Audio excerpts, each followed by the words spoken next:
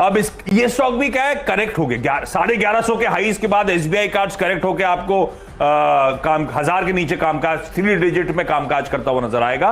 इस कंसोलिडेशन के बीच में इस सेक्टर के लिए अच्छी खबर दरअसल आई है।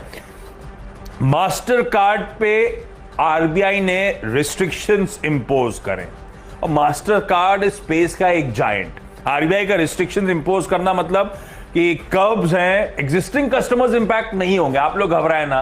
फ्रेश कस्टमर एक्विजिशन को लेकर चैलेंजेस, तो बाकी प्लेयर्स जो बाजार में उनका फायदा, और एसबीआई कार्ड तो लीडर है अपने स्पेस का, इसीलिए मेंशन कर रहा हूं। सीक्वेंट साइंटिफिक इसीलिए, वो भी बाय कॉल आपकी स्क्रीन पर आएगा। 336 के हाई से करेक्ट होकर 270 के जोन्स पे खड़ा हुआ है। यहां पे इनको ईयू जीएमपी से एक मंजूरी मिली है, इनके अप्रूवल आया है, जो इनका टैबलेट का डोसेज मैन्युफैक्चरिंग लाइन है टर्की में, तो बढ़िया है। करेक्ट होकर चल रहा था, अप्रूवल आ गए, और अब तो मेरे ख्याल से 8 वेरियस डोजेज फॉर्म्स की मैन्युफैक्चरिंग लाइंस के लिए अप्रूवल्स इस कंपनी के पास है, तो बढ़िया टेलविंड्स बन रही हैं खरीदने के मौके।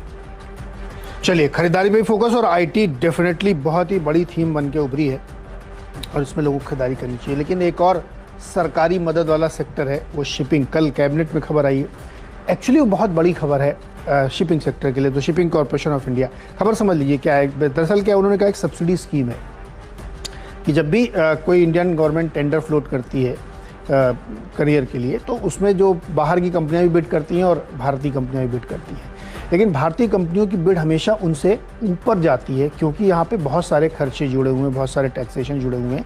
तो नॉर्मली क्या होता है, करीब लगभग 18 से 20%, 22% समटाइम इनकी बिड ऊपर होती है, उससे नीचे जा नहीं सकते, वरना इनको नुकसान होगा, तो ये कम्पीट नहीं कर पाते। तो सरकार ने कहा कि जो डिफरेंस होगा आपकी बिड का फॉरेन प्लेयर्स और इसके बीच में, उसको हम सब्सिडाइज करेंगे, और इस पर करीब 1600-1700 करोड़ रुपए सरकार खर्च करेगी।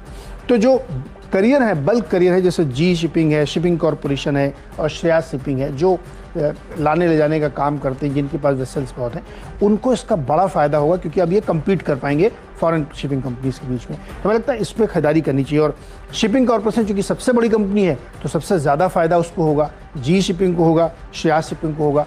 यहाँ पे सीमैक को हमने इसलिए नहीं शामिल किया क्योंकि वो फॉरेन करियर में बहुत ज़्यादा नहीं है, वो बड़ी जो कंपनीज हैं उनके लिए एंसिलरी काम करती है, इसलिए इन 3 कंपनियों पे फोकस करके खरीदारी की जा सकती है। ओके, खरीदारी कंटिन्यूड। अब जो अगले 2 स्टॉक्स हैं रिजल्ट्स के चलते, शुरुआत भी एलएनटी के साथ करी थी, एलएनटी टेक्नोलॉजी सर्विसेज के साथ। टिनप्लेट के नंबर्स बढ़िया है, स्ट्रॉन्ग ट्रैक्शन है, टाटा ग्रुप कंपनी है, टाटा ग्रुप कंपनी वैसे भी बाजार के फ्लेवर में रहती हैं।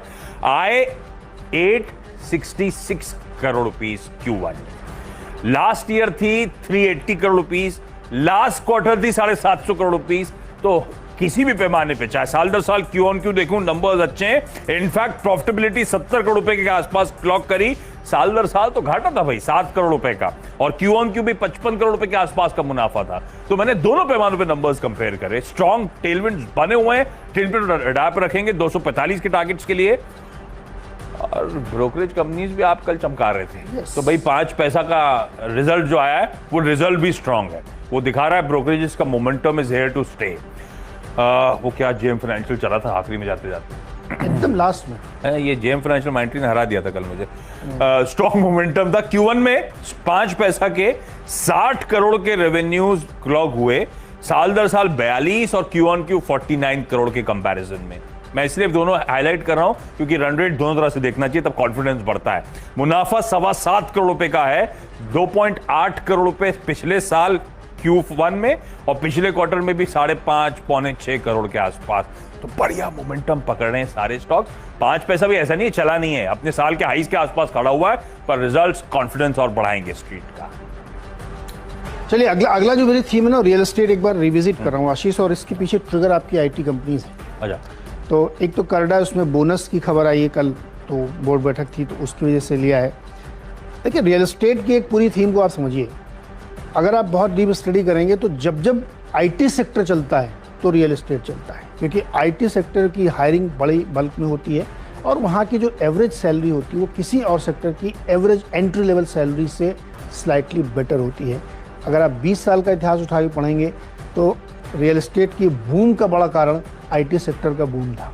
जब आईटी सेक्टर ठंडा पड़ा तो रियल एस्टेट ठंडे पड़े, क्योंकि जो बेसिक सैलरी स्ट्रक्चर है वो आईटी में बेटर होता है किसी भी और सेक्टर